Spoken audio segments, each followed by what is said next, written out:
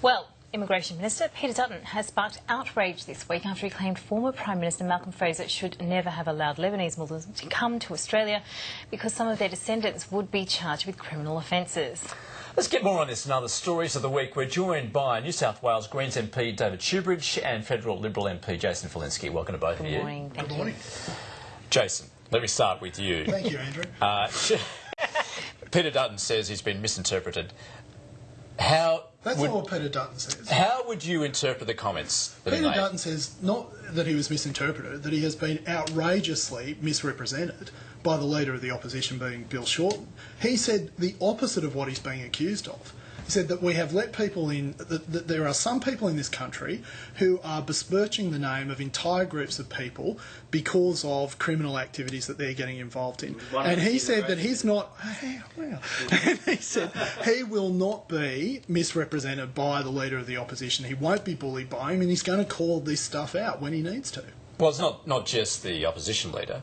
There have been many other people who've said inappropriate comments. It has not done anything for the relationship, particularly as far as Lebanese Muslims in Australia, that they feel aggrieved by what's been said. But that's Peter's point. That's right, his point right there, which is that when you have a small group of people who are involved in some criminal activities in some cases, it is unfair to take the behaviour of that very small group and generalise it to a lot of people.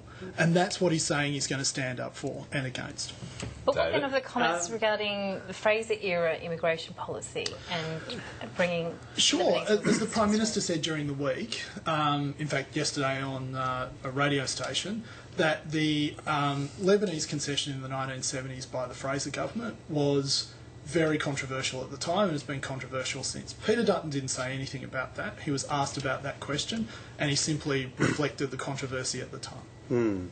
Well, we had an immigration minister who's now come out and says it is entirely wrong to take the actions of a tiny minority and then besmirch an entire community.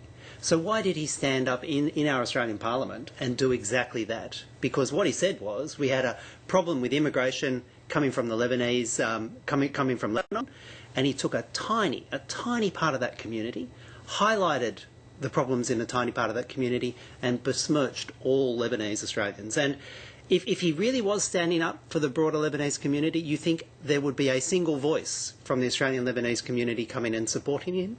But as a whole, as a bloc, the Lebanese Australian community have come out and said they reject what he says, they reject his divisive politics, and I think we should all reject his divisive politics. David, let's look at it through the prism of Canberra. And what was he intending to do, as far as the politics is concerned? Well, I think he thought he was probably on a winner here, that he could play a divisive politics, and it's this kind of post-Trump mindset that there's a big, unspoken, amorphous mass of Australians who like division and who are angry with political correctness. And he was trying to link into that. I think, unfortunately for him, the Australian people realise that we have an amazingly successful multicultural society, and they actually want our political leaders not to engage in what they see as a very foreign, divisive politics happening in the United States. Well, when you speak about the anger, though, we see the example of new Labor MP Anne Ali saying that she has actually received very threatening correspondence, email and on Facebook, and this has largely been as a consequence of the comments that have come out of Parliament this week. Yeah, look, that's just outrageous. That is absolutely outrageous to say that what Peter Dutton said led to this. I mean, as Graham Richardson said during the week, the Labor Party is no longer a party of justice. That you can't... Peter Dutton didn't make those comments in Parliament. He didn't stand up and decide to offer them. He was asked by Bill Shorten who he'd been referring to, what sort of examples he was referring to, and he gave that one example. It is just outrageous for us to be in a situation where we can't even talk about factual issues on this matter. Jason, now, I'm the son of a migrant, and I understand that these are very sensitive issues, but the thing that Australians won't cop to is this sort of pall of censorship that we're not allowed to talk about these things. Well, it's not a question of not being able to talk about it. It's a question of not having our political leaders come out and besmirch an entire community based upon the wrongs of a tiny minority. And I've got to say, going back to the Lebanese migration that came to Australia in the 1970s, I personally feel really fortunate. I went to school called Normanhurst Public up in the sort of northern parts of Sydney. A very large number of children from that migration wave in the 70s came to Normanhurst Public. I went to school with these people. They were wonderful contributors. Some of my best friends from primary school were part of this migration wave that came through. And thinking back from my own personal experience, the thought that we would have an immigration minister now besmirching those people, their contribution to Australia, I personally find it offensive. And I think you do David, too, Jason, really. He did the opposite of that. If you read his answer in Parliament, he said he will not allow people to be besmirched. He said he will... But he did that. Come to... But he didn't do that, David. He did the opposite of it.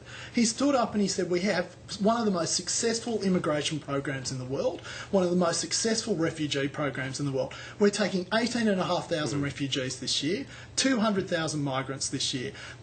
Those people who come to this country come here because we offer a better opportunity, and they have been Jason, I think overwhelmingly the litmus successful. test is this: not a single authoritative voice from the Australian Lebanese community has come out and supported what he's done. Almost to a person, they have condemned it. Now, if he was really speaking up and trying to support the Australian Lebanese community, why have they rejected him so roundly?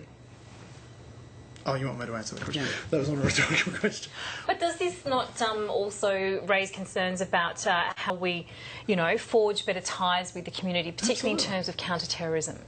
Well, counter-terrorism is separate, and I also think it's disappointing that counter-terrorism has been tied to immigration and refugee programs, because what Peter Dutton was saying is that we have these programs, they have been incredibly successful.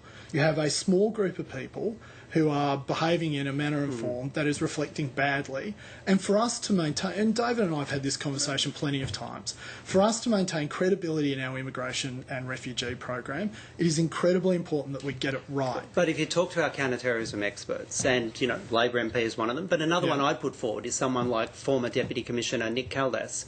He will tell you that the way that you fight extremism in any community is you connect with them, you have links with them, you have the community wanting to come and talk to authority figures and be the eyes and ears for authority figures. And what Peter Dutton did, he drew a line between the Commonwealth government and that community and drew a barrier. And we know for a fact those barriers actually encourage extremism. This is really unfair. Peter Dutton said completely the opposite. Look to at what reality, you're Jason. No, not your you spin. go and read his answer in Parliament. All right. And Okay. You're not going to get agreement on this issue, so let's turn to another subject. And somehow I don't think we're not going to get agreement on this one either. But that's okay. That's Negative gearing.